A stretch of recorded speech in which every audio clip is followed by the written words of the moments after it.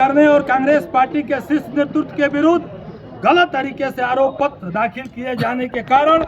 हम जनपद बलिया के कांग्रेस जन व्यापक आक्रोश है।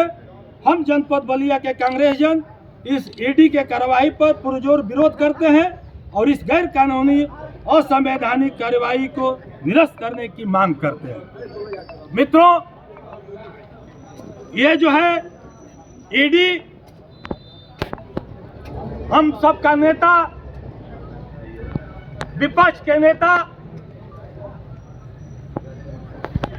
राहुल गांधी और सोनिया गांधी के ऊपर जिस तरह से जांच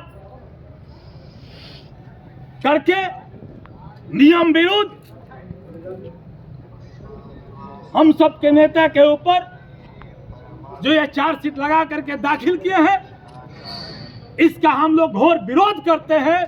और आप लोग जो है ये साबित कर दिए कि उत्तर प्रदेश में बलिया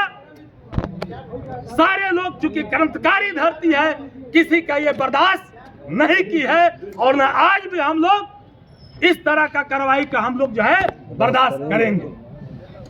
यही सब हम आज जो है बलिया कांग्रेस कार्यालय पर से लेकर के डीएम कार्यालय तक महामहिम हमारे